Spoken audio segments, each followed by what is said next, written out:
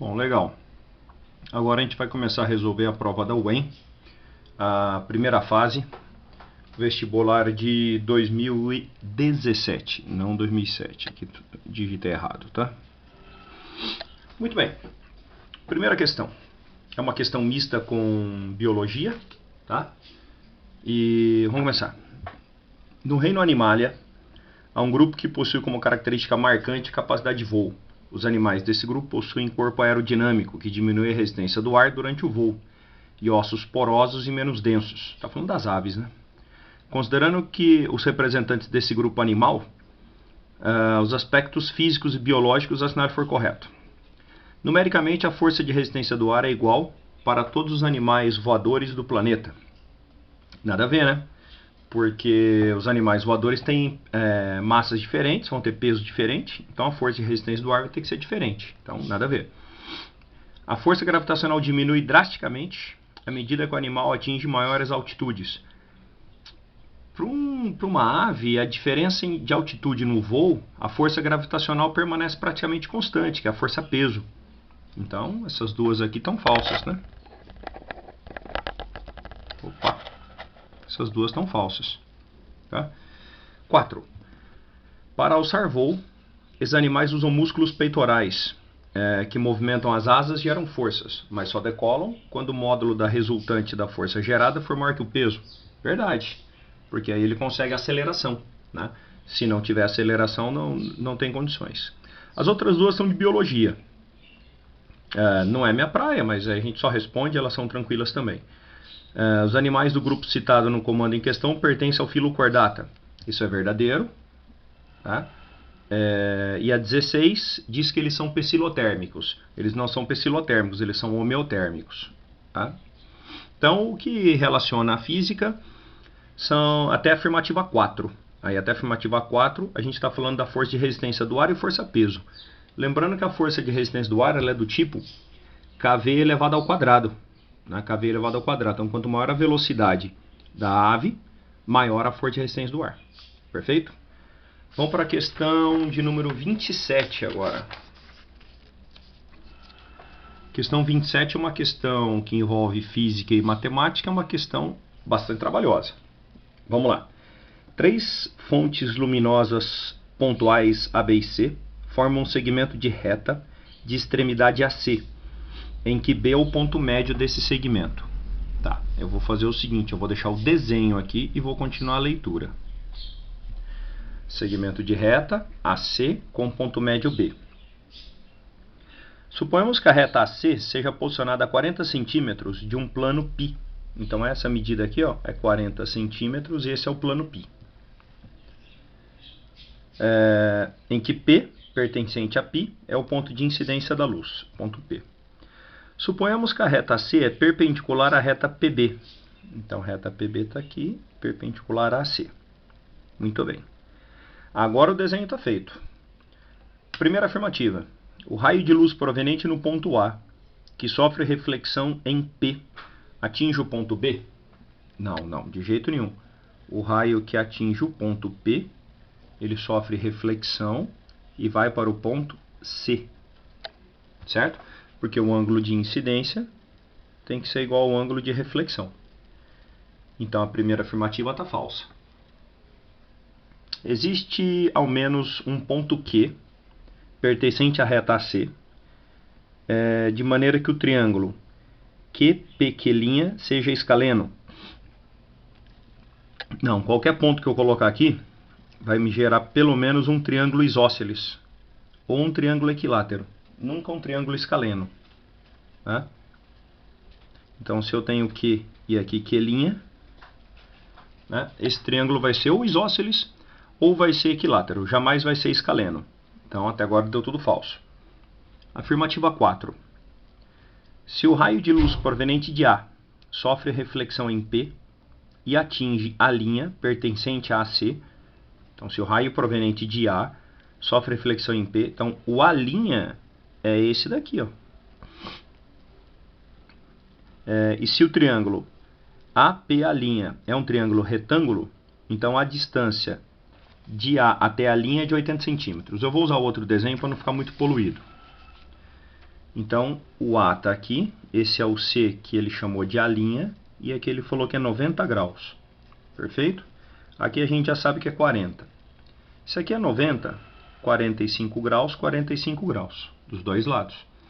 Se eu pegar esse triângulo aqui, esse cateto tem que ser igual a esse. Então aqui também é 40. Consequentemente, aqui também é 40. Aí a gente tem essa afirmativa verdadeira. A 4 é correta. Certo? Agora a afirmativa 8. A afirmativa 8 ele diz o seguinte. Considere duas fontes luminosas pontuais distintas, MN, pertencentes a AB, distintas de B, emitindo raio de luz em P, cujas reflexões M' e N' estão na reta AC. Esses triângulos formados são triângulos semelhantes? A gente pode utilizar aqui, ó. Então, esse triângulo aqui, ele vai ser semelhante a esse triângulo aqui? Claramente não. É isso que ele está perguntando, basicamente. Dois pontos que são fontes de luz entre A e B, esses triângulos formados são semelhantes? Não são semelhantes, tá? Aí, afirmativa 16, sendo a reflexão do raio de luz difusa, a trajetória da luz será parabólica. Daí ele está rompendo os princípios da ótica, que a luz se propaga em linha reta. Então, essa questão deu como verdadeira apenas a afirmativa 4. Então, essa foi a questão 27 e a afirmativa 4 correta. Agora nós vamos para 28. A 28, vou colocar ela aqui. Fala o seguinte. Um cubo de 100 gramas de certa substância inicialmente no estado sólido recebe calor de uma fonte térmica numa taxa constante de 5 calorias por segundo. Desconsidere perda de calor. Durante os primeiros 180 segundos, a temperatura sobe de 20 para 60. Durante os próximos 240 segundos, ela fica a 60 graus Celsius. E depois ela volta a subir por mais 120 segundos, chegando até 90. O comportamento da temperatura em função do tempo pode ser representado pelas funções tesão AT mais B, tesão igual a E e tesão igual a CT mais D, onde a B, C, D e E são constantes. Sobre o sistema e as funções descritas abaixo, assinale que for correto. Primeira afirmativa. O calor específico dessa substância no estado sólido é maior que no estado líquido. Então vamos lá. Eu primeiro fiz o seguinte. Fiz um mapa aqui do aquecimento. Nos primeiros 180 segundos, o aquecimento, depois temperatura constante, depois aquecimento. Fiz uma curva de aquecimento, certo? Todos os tempos colocados aqui. O que acontece é o seguinte. Aqui nós temos dois ângulos. Vamos chamar de alfa e vamos chamar de beta. A reta que tiver o maior coeficiente angular vai ter o menor calor específico, porque o aquecimento está acontecendo mais rápido. Então basta a gente achar o coeficiente angular dessas duas retas. De novo, aqui tiver o maior coeficiente angular, vai ter o menor calor específico. É isso que eu fiz aqui, ó. Então, eu provei pelo que macete, substituí fluxo de calor vezes o tempo. Só passei a massa dividindo e aqui eu tirei a conclusão. Quanto maior o C, menor a inclinação da reta, certo? Lembrando que o Y é esse cara aqui, tá? Ó. Aqui a gente está com a variável x isolada, na verdade. Beleza?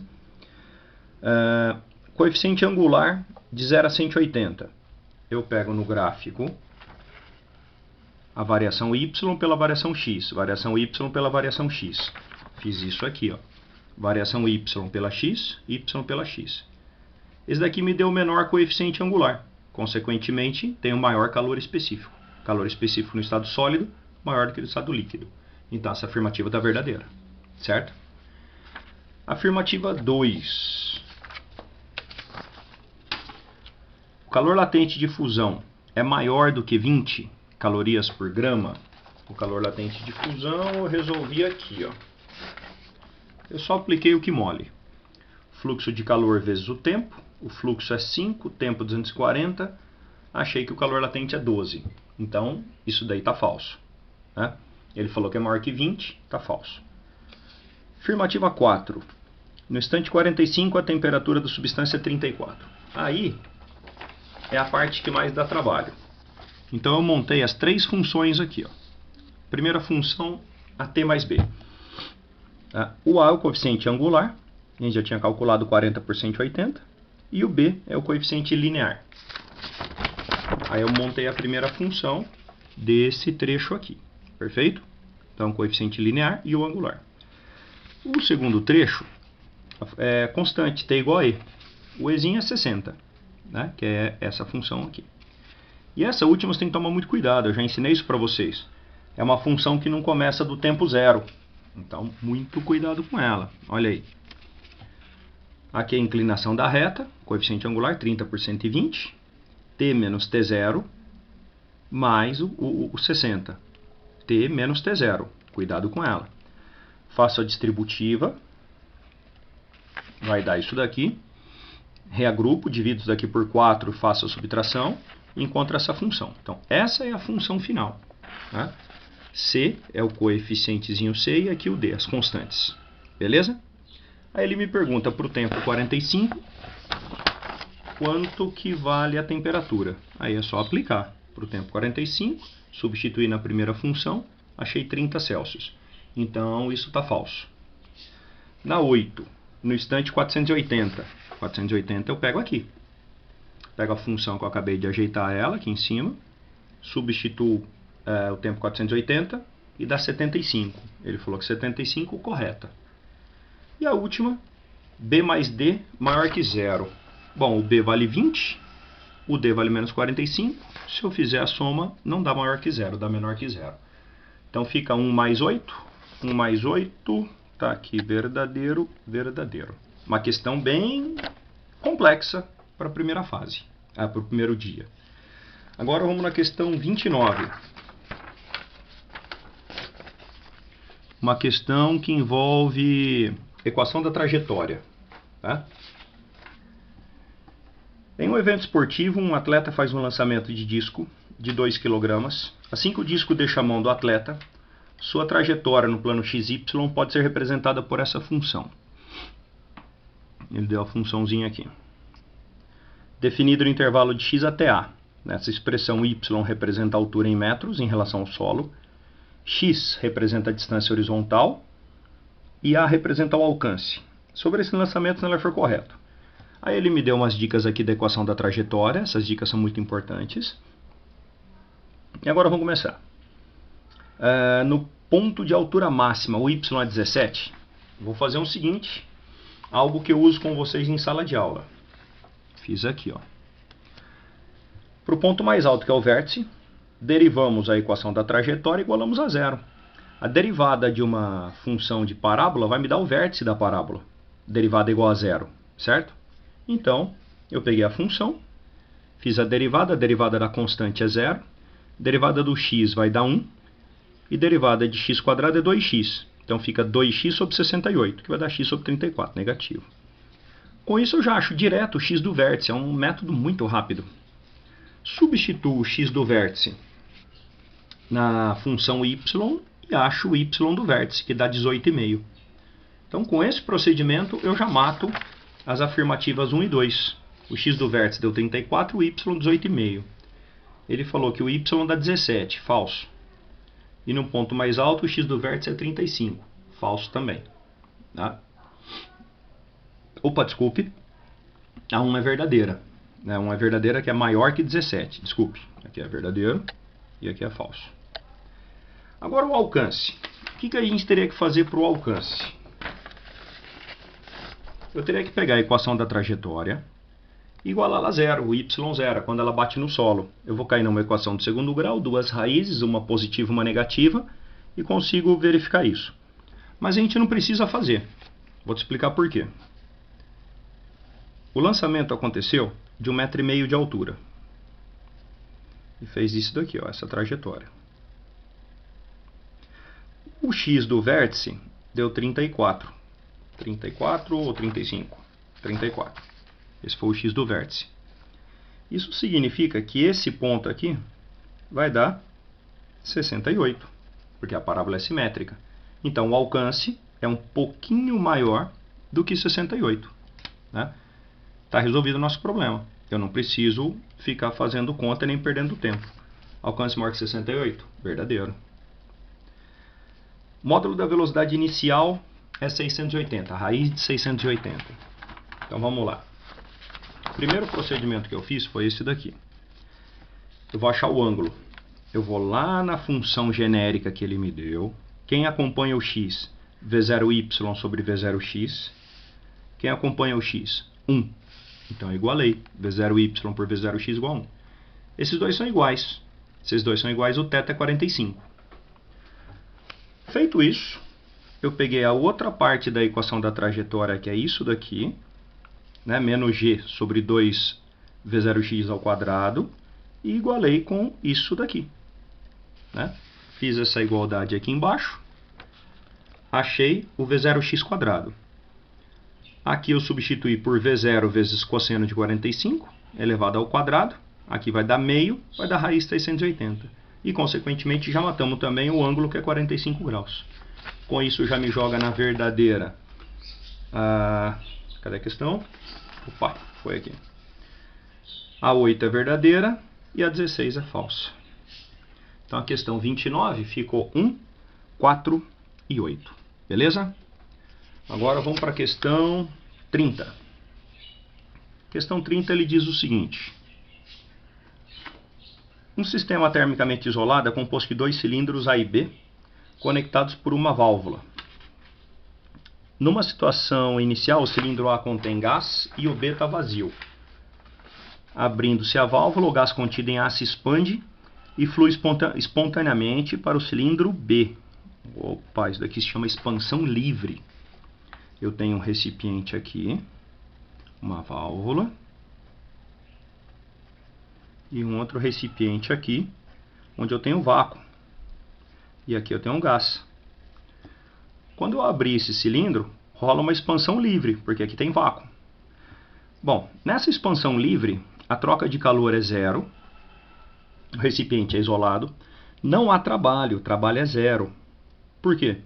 Porque esse gás não tem que realizar trabalho sobre ninguém, a expansão é livre. Consequentemente, o ΔU é zero também. É tudo zero. A expansão livre é uma expansão especial. Essas três grandezas são zero. E ocorre, é lógico, um aumento de entropia, porque isso não é reversível.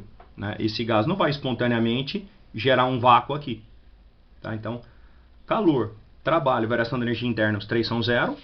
E a expansão livre não é reversível, tem um aumento de entropia. Vamos lá. Transformação é adiabática? Verdadeiro. 30 verdadeiro. Não há realização de trabalho, visto que não houve resistência contra a expansão? Verdadeiro.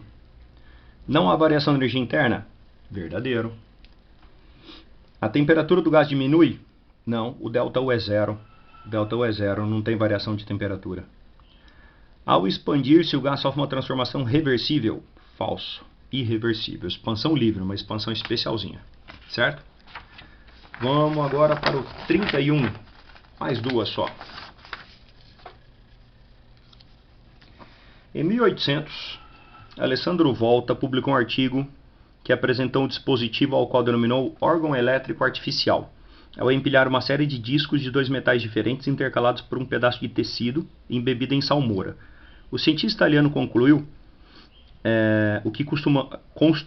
o que costumamos chamar de pilha elétrica. Em relação às pilhas em geral, assinale o que for correto. É possível sentir uma pequena dor ao encostar um talher de alumínio em uma obturação metálica, constituída por outros metais, devido ao choque provocado por uma corrente elétrica gerada pela pilha, constituída pelo talher e pela obturação. Correto, você pode tentar fazer isso, só que tem que ser obturação de amálgama, aquela obturação que não é a branquinha, tem que ser a obturação prata. Faz com papel alumínio, morde um pedacinho de papel alumínio, você vai sentir uma sensação horrível, porque gera um pouquinho de corrente elétrica. Então isso é verdadeiro. A corrente elétrica gerada nas pilhas pode ser contínua ou alternada? Pilha só gera corrente contínua. Falso. Pilhas pode ser usada em estudos de várias situações e envolve uma DDP constante? Teoricamente sim, né? Verdadeiro. Envolve uma DDP constante. força eletromotriz dela é constante, mas na prática, se você pegar uma pilha descarregada, não chega a ser não. Tá? Mas não tem nenhum problema isso daí, é a força eletromotriz que ele está se referindo. Existem pilhas que não apresentam resistência interna, isso só na teoria. Tá? Então o gerador ideal ele é algo teórico, então ele não existe, então essa está falsa. Pilhas não podem ser empregadas para gerar campos elétricos ou magnéticos constantes. Lógico que podem, ela pode gerar campo elétrico constante e ela pode alimentar uma bobina que gera um campo magnético constante também. Tá? Então ficou apenas 1 e 4. Vamos para a última questão. Questão de número 32 diz o seguinte: um gás monatômico ideal opera segundo um ciclo termodinâmico circular e um diagrama de Clapeyron. O diagrama de Clapeyron nada mais é do que um diagrama PV, tá? Diagrama PV. Nesse diagrama, o menor valor para o volume é 2V0, o maior é 4V0. A pressão vai de 3P0 a 5P0. Eu desenhei o ciclo aqui.